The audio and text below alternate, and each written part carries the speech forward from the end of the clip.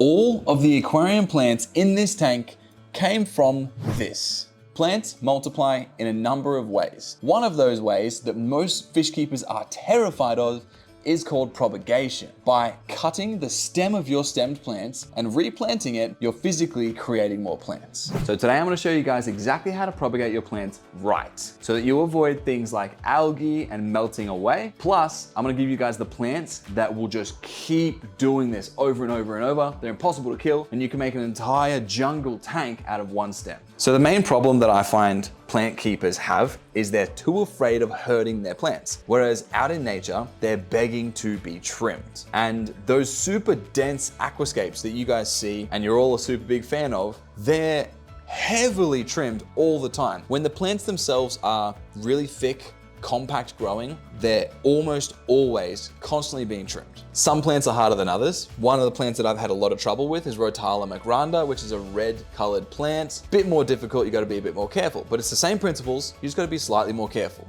And these are those principles.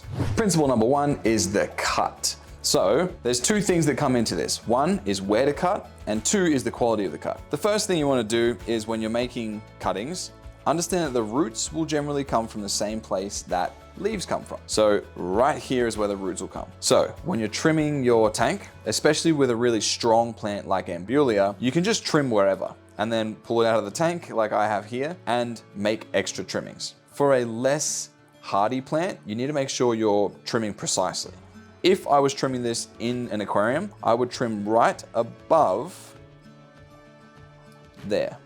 This would be my cutting. And that would be the top of my old plant, meaning it will get new shoots sent out here and here. Sends out 2 shoots where it normally would have only had 1 shoot. That aids dense and compact growth. Then when I have the plant out of the water, I'll trim the extra little bit of stem, just like that. Because the stem itself will just rot away, and then it means that the lowest point of this plant will be just roots. What you do with this next preps the plant for strong root growth, but that's stage 1, where to cut. Stage 2 is making sure you've got a precise cut. These are the DALUA Fresh aquascaping scissors. I love them because I've never had to sharpen them once and they stay really, really sharp. This one's got a double curve so that I can make sure when I'm trimming up above the water, it trims nice and level. And this product right here is what to look for on the shelves. My favorite is the double curve. It means you can trim up carpet, and it means that your trimming when you're doing your stemmed plant is way more vertical and you don't have as many horizontal cuts. That means there's less surface area that's damaged from your cut, meaning your plants will recover much, much faster and have less immune issues. So this is the one we just prepared. It's just about ready. We just need to remove the leaves because all leaves are gonna do is rot away. So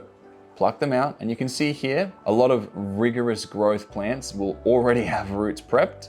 This one's raring to go. So generally you want to take off the first inch. That gives the stem and the roots an actual chance to get some purchase in your aqua soil or in your substrate, meaning they won't come back out the moment you plant them. That is ready for planting. Then you want to make sure you plant in groups of 3s or 5s. I like 3s because they don't sort of overcrowd.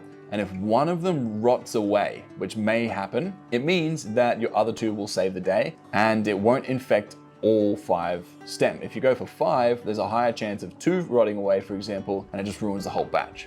Now that you have your prepped stemmed plants, you want to bundle them together. There's all 3 of my stems, and I'm literally just joining all the stems at the same level. You want to pinch the base and still have a little bit of stem extending past the end of your tweezers. That's a real good hack for keeping your plants rooted. Now we plant. You want to go in and bury your tweezers as far as they'll go down. Once you're there, you let go and wriggle ever so gently. At this point, if you're rough, nothing's good's gonna happen. Wriggle your way out, boom. Give it 2 weeks, that'll start to grow. If you're a beginner to this, start with Rotala, Ludwigia, or Anubias. You'll thank me later. To ID these guys, that's Rotala, and it's actually quite a large family, so there's lots of different looking Rotala plants. This plant right here, oh, what do you know? Also Rotala. That's another example of what Rotala looks like in different conditions. This is a warmer tank, been planted more recently. This is in a desert tank, and it sort of matches the desert aesthetic. That's why I love it. Moving on, the Bushier is another one that each plant looks totally different. And there's so many different variations of Bushier, different colors, everything. Next up, we've got rhizomes. Things like Anubias, Java Fern, These work a little bit differently. Instead of growing from the stem or replicating from the stem, you literally split it here. Stores will do this to a $30 or $40 plant, then they'll go, oh sweet, there's another 30 bucks. There's another 30 bucks. I'll show you guys live. Another reason why I love the DALUA aquascaping scissors is because they're pretty heavy duty as well, so they can take down things like rhizomes. Now, when you're splitting your rhizomes, you want to make sure that the part that you're cutting does in fact have roots extending from it. Otherwise, it has to work hard and expend energy growing the roots first before it can then take off. Doesn't get much more simple than that. The key, a good pair of scissors. Otherwise, you may lose one of the two. You got to make sure you root this thing. You can choose glue, or what I like to do is I find a rock with sort of like a crag in it. I pulled these out of like WEO river kits. You get your rhizome plant and make sure you firmly wedge the rhizome into the hole in your plant, and that's right as rain. This is where it lives until I want to trim it again. Now this is going to live with a goldfish, so I've got to make sure it's actually nicely wedged in there, put him in his new house. Here's the part that most people will completely overlook. Your propagation, your cuttings need to be healthy cuttings. And if your plants are like pale, transparent, really leggy, they're not in a position to be trimmed. Your plants need as much energy as they can possibly get to survive the cutting and then growing new roots process without losing all of its energy that it has in the stem itself. So this tank, we've got 3 Illumagic pixels blasting down on these plants. Once they're trimmed, they've got so much energy coming through the leaves, through photosynthesis, that they don't have to solely rely on what's in the leaves and the stems themselves. It sort of gives them like crutches, as if they got a broken leg, so they can heal faster. There is a way more affordable option that I've started using in my fish room as well. My Java ferns absolutely love it. Almost all the plants that I grow that are stemmed are growing much more densely and compact in comparison to other brands as well. These, however, are cheaper than most other brands. The red spectrum in them brings out the red in your red plants a lot more too.